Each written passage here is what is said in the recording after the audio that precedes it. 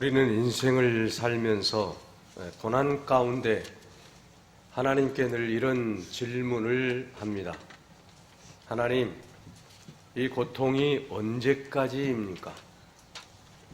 고통스러울수록 우리는 본능적으로 언제까지라고 하는 질문을 던지게 되어 있습니다. 이런 질문은 우리만의 질문이 아니라 성경에 나오는 많은 신앙의 주인공들도 그런 질문을 하고 있는 것을 볼 수 있습니다. 여러분, 창세기에 나오는 아브라함을 보십시오. 그는 75세에 이제 사랑하는 아들을 약속을 받습니다. 그런데 그가 99세가 되기까지 하나님은 그에게 아들을 주시지를 않았습니다. 100세에 그의 아들을 얻었습니다. 장장 여러분 25년이라고 하는 세월을 기다렸습니다. 하나님 언제 약속하신 아들을 주시렵니까? 끊임없이 질문을 했을 것입니다. 야곱도 그랬습니다. 걸어서 몇 달이면 갈 줄 알았던 외삼촌 나반의 집에서의 여정은 그에게 수많은 고통을 안겨주었습니다. 그는 하나님의 말씀을 의지하고 살았지만 나반의 집에서 20년이라고 하는 세월을 기다리며 고군분투해야만 했던 것입니다. 모세는 어떻습니까? 애굽의 왕자 자리에서 쫓겨나서 광야에서 40년을 보냅니다. 또 다시 하나님의 은혜로 이스라엘 백성들을 이끌고 40년 동안 이제 저 적과 꿀이 흐르는 가나안을 향해서 나아갑니다. 모세는 40년의 그 긴 세월, 언제 가나안 땅에 도달할 수 있습니까? 그러나 그 세월이 40년이 넘어갔다라고 하는 것입니다. 여러분, 다윗도 마찬가지입니다. 젊은 시절에 그는 언제 끝날지 모르는 사울왕의 이제 도피 생활을 계속해서 사울왕을 통해서 했다라고 하는 것입니다. 그래서 여러분, 시편에 나오는 어느 때까지니까라고 하는 이 표현들은 다윗이 사울왕에게 쫓기면서 하는 표현들이라고 하는 것입니다. 어느 때까지 이렇게 도망자의 신세를 살아야만 됩니까? 하나님은 어느 때까지 나에게 이런 고통을 주시렵니까? 더욱 놀라운 것은 여러분, 우리 주님께서도 십자가에서 어느 때까지 나를 버리시나이까? 엘리 엘리 라마 사박다니. 하나님, 하나님, 어느 때까지 이 십자가의 고통에서 있게 하시렵니까? 우리는 이처럼 하나님의 말씀을 통해서 어느 때까지, 언제까지 우리에게 이런 고통이 있습니까? 라는 질문을 하게 되는 것입니다. 그럴 때 주님은 이사야 43장 2절에서 말씀합니다. 내가 물 가운데로 지날 때에 내가 함께 할 것이다. 강을 건널 때 물이 너를 침몰하지 못하게 할 것이고 내가 불 가운데로 지날 때 타지도 아니할 것이요 불꽃이 너를 사르지도 못하리니. 여러분, 이사야 43장 2절의 이 말씀에 보게 되면 내가 너와 함께 할 것이다 라고 말씀하고 있습니다. 그런데 여러분, 내가 너와 함께 할 것인데 이 말씀 속에는 물과 강과 불이라고 하는 고난이 있다라고 하는 것이죠. 물을 지날 때에, 강을 건널 때에, 불 가운데에 지날 때에 그때마다 함께 하시겠다라고 하는 하나님의 말씀입니다.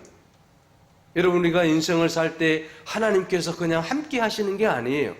이사야 여러분 43장 2절의 말씀에 보게 되면 물 가운데로 지날 때에, 강을 건널 때에도, 또 불 가운데로 지날 때에도 하나님이 함께 하시겠다라고 하는 거예요. 그냥 하나님이 함께 하시는 것이 아닙니다. 이러한 물 가운데, 강 가운데, 불 가운데에서 내가 너희를 지켜주시겠다라고 하는 말씀은 무슨 말씀입니까? 내가 너와 함께 하시겠다라고 하는 말씀은 무슨 말씀입니까? 이러한 인생의 모든 고난이 있을지라도, 물과 같은 고난도 있을 것이고, 강과 같은 고난도 있을 것이고, 불과 같은 그러한 엄청난 고난도 있을 수 있다라고 하는 것입니다. 그러나 그때마다 내가 너와 함께 할 것이다. 우리의 모든 삶 속에서 함께 하시는 하나님께 영광을 돌릴 수 있기를 바랍니다. 오늘 본문은 여러분, 하나님의 사랑과 은혜를 가장 많이 받은 바울 사도가 어떤 고통이 자기에게 있는지를 설명하고 있습니다. 그는 여러분, 우리가 잘 아는 대로 신비한 영적 체험을 했습니다.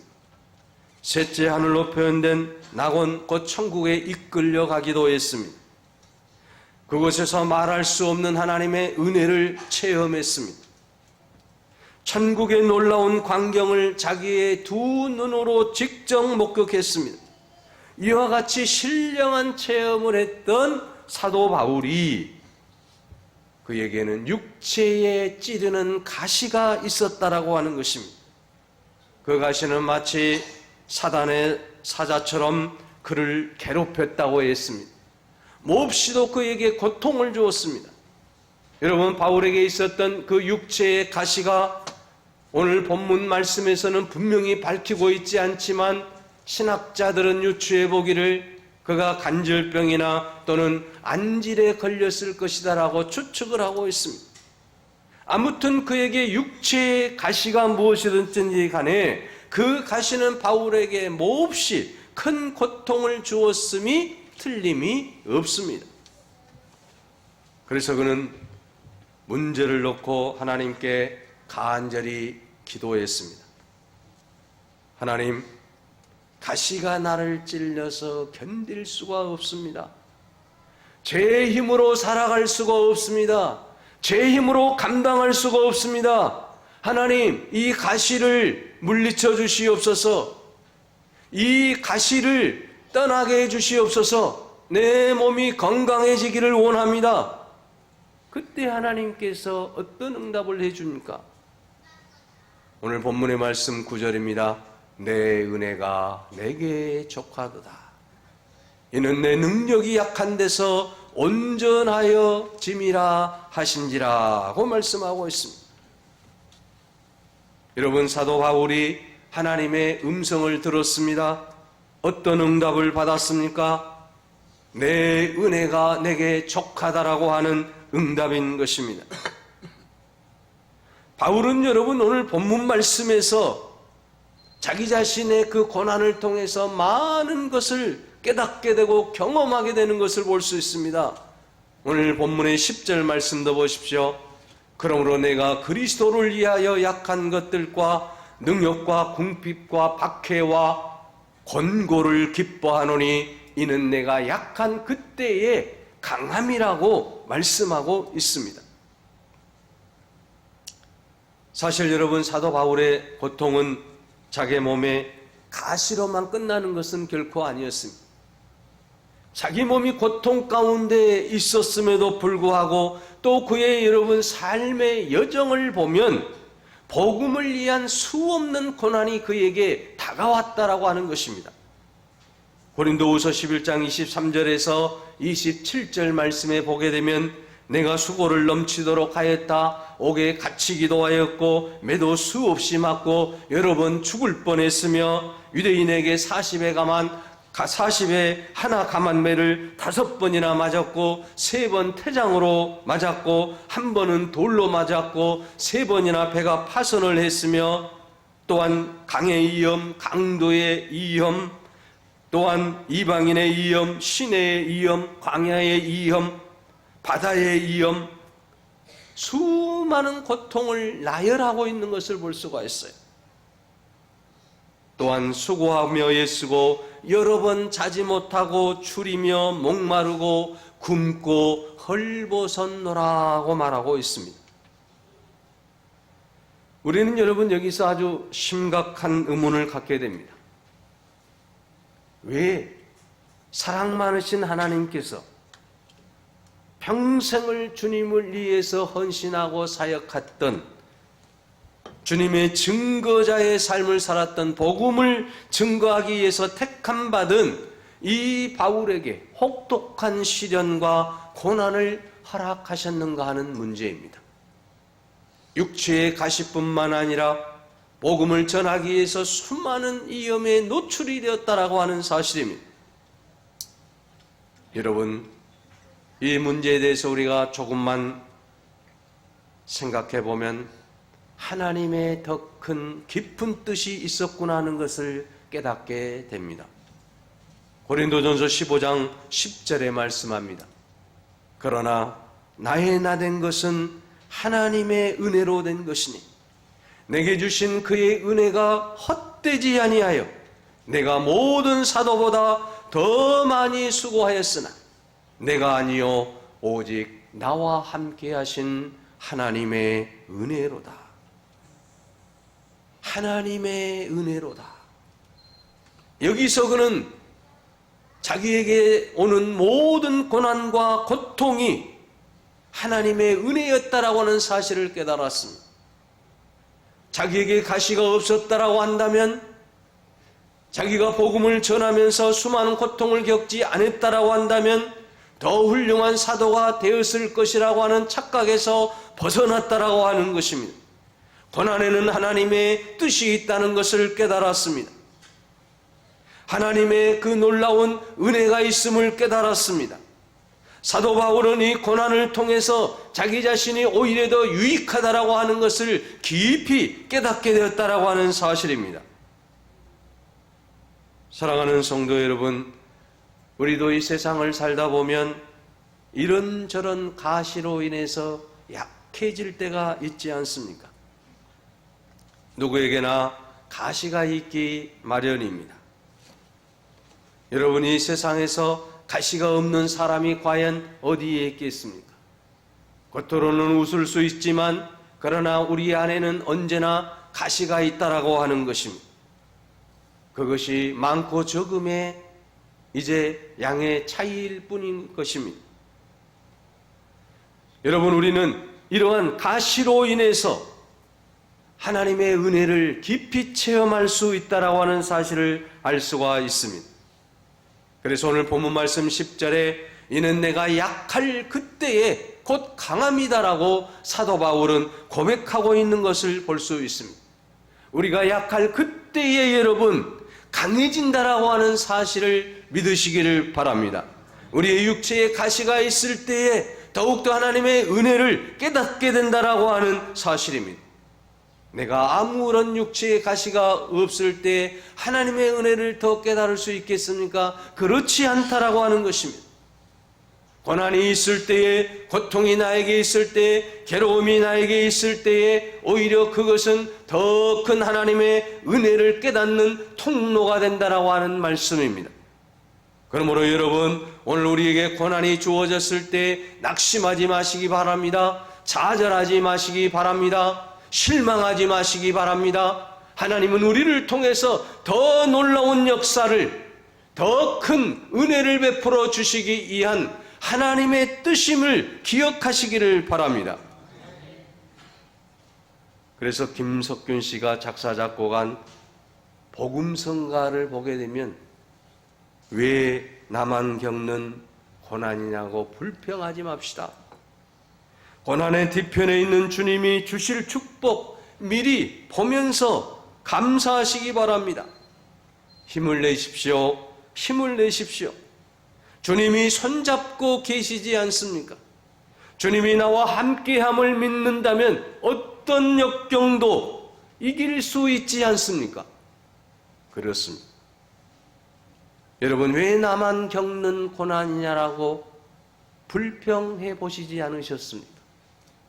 왜 주님이 나에게 이런 고난을 주시느냐라고, 왜 해필 나입니까? 라고 우리는 그렇게 주님 앞에 질문하기도 하고 또 불평하기도 하지 않습니까?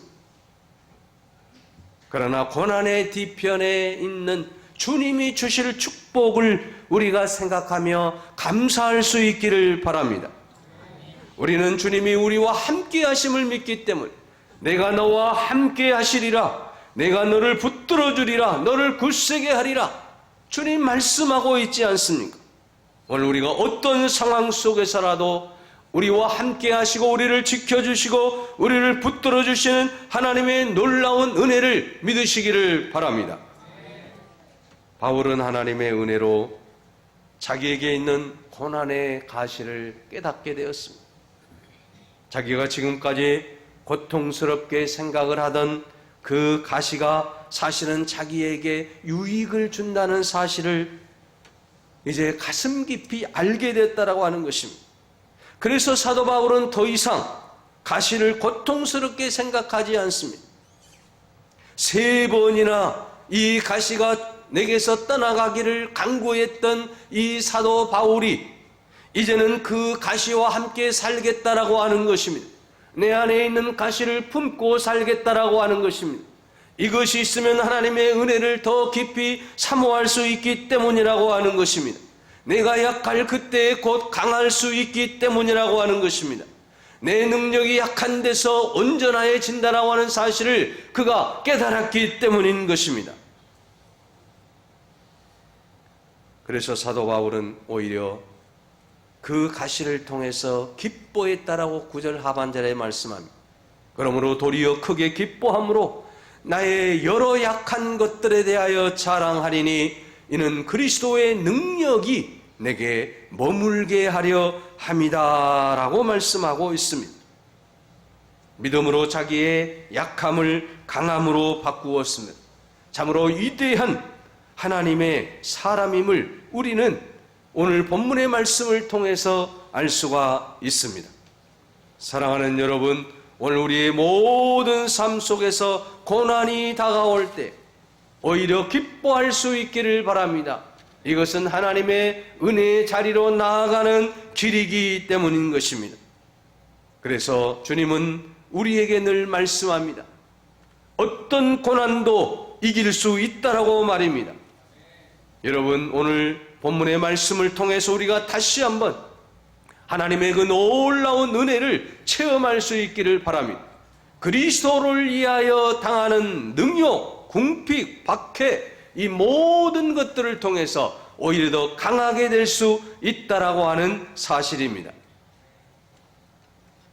아시시의 성자인 프란시스는 44세 짧은 생애를 살았지만 예수님을 본받아서 섬김과 사랑을 실천한 사람입니다.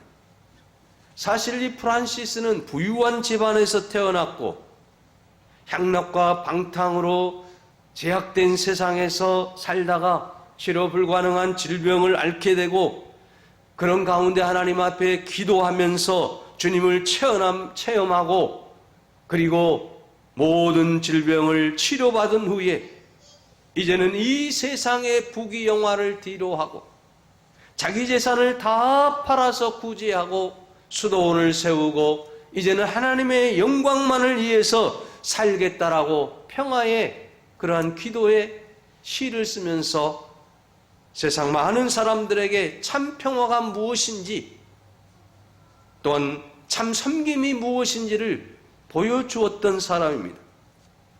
프란시스에게 고통이 없었다라고 한다면 그는 세상에서 자기가 가지고 있는 그 부를 가지고 마음껏 향락과 또한 마음껏 자기 자신을 위해서 사용할 수 있었지만 그러나 그는 고통 속에서 주님을 만나게 되고 주님의 은혜를 깨닫게 되고 주님을 위해 사는 그런 아름다운 인생이 되었다라고 하는 사실입니다.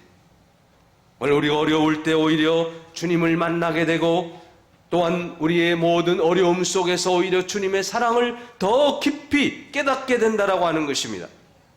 그래서 시편 119편 71절에 고난당한 것이 내게 유익이라 이로 인하여 내가 주의 율례를 배우게 되었습니다라고 고백하고 있습니다.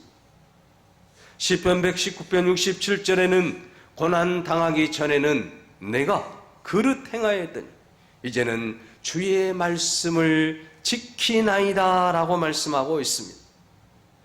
여러분, 이처럼 우리는 고난이 우리에게 모든 유익이 된다라고 하는 사실입니다. 고난당하기 전에는 그릇 행하였는데 이제는 주의 말씀을 지키게 되었다라고 하는 것입니다. 그 고난을 통해서, 그 고통을 통해서 주님 말씀 안에 붙잡혀 사는 인생이 되었다라고 하는 것입니다. 바닷가에서 조개 두 마리가 서로 대화를 나누고 있었습니다. 한 조개가 옆에 있는 조개에게 얼굴을 찡그리면서 자기에게 있는 아픔을 호소했습니다. 아마도 내 몸속에는 가시가 있는 것 같아.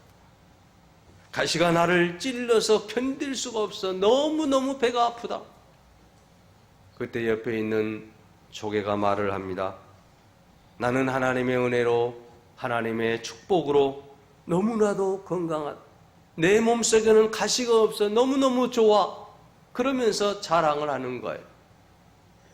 곁을 지나가던 개 한 마리가 그들의 대화를 듣고 그 가슴을 짓누르며 아파하는 그 조개에게 다가가서 이렇게 속삭였습니다. 내가 아픔을 느끼고 있는 것은 너의 몸속에는 진주라고 하는 보석을 품고 있기 때문이다. 진주라고 하는 보석을 품고 있기 때문에 내 몸이 지금 찌르듯 아프고 고통 가운데 있을 수밖에 없다라고 하는 사실을 알려주었습니다. 사실 여러분, 진주가 어떻게 만들어집니까? 부드러운 조갯살 속에 깔깔한 모래알이 하나 박히게 되고, 여러분 그때 조개는 고통스러워서 자기의 온 힘을 다해서 그 육체의 가시를 없애기 위해서 생명의 즙을 짜낸다라고 하는 것이죠. 살기 위해서, 그 고통을 이겨내기 위해서 하루, 이틀, 한 달, 두 달, 1년, 2년 수 없는 시간을 지나면서 그 모래를 감싸고 또 감싸고 그 가시를 감싸고 또 감싸고 그렇게 만들어지는 것이 진주 아닙니까? 사랑하는 성도 여러분, 가시가 여러분을 찌르고 있다라고 생각하십니까?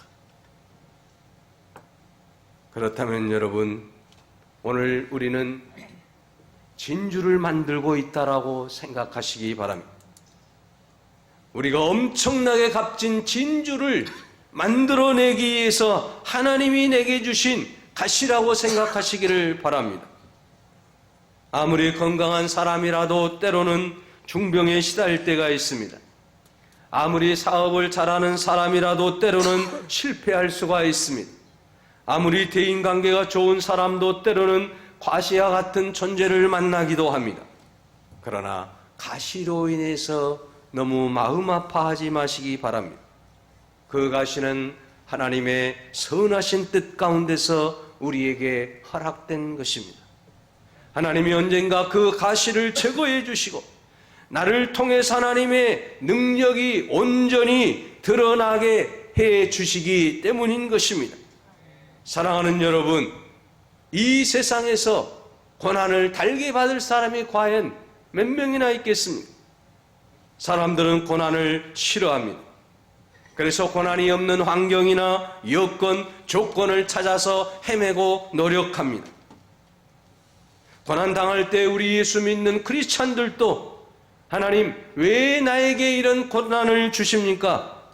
왜 나에게만 이런 아픔을 주십니까? 이렇게 원망하고 불평할 때도 있었을 것입니다. 그러나 고난이 있을 때에 고난을 준 그 상대방으로 인해서 오히려 더 하나님의 은혜를 깨달을 수 있는 여러분이 되시기 바랍니다. 여러분, 고난은 음식의 조미료처럼 인생의 맛을 내게 하는 그러한 아름다운 조미료이기 때문입니다. 하나님을 만나고 하나님을 의지하고 하나님께 전적으로 순종할 수 있게 하는 그 길이 바로 고난의 길이라고 하는 것입니다.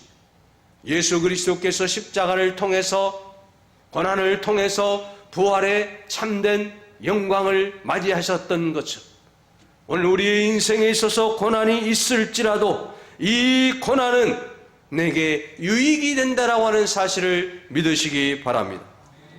고린도후서 12장, 여러분 오늘 본문의 말씀 10절을 보십시오. 이는 내 능력이 약한 데서 온전하게 되게 되고, 이는 그리스도의 능력이 내게 머물게 되고, 이는 내가 약한 그때에 강하게 된다라고 9절에서 10절에 말씀하고 있지 않습니까? 고난은 우리에게 유익이 있습니다. 이 고난을 통해서 하나님이 우리를 더 하나님이 기뻐하시는 사람들로 우뚝 세워주실 줄로 믿습니다.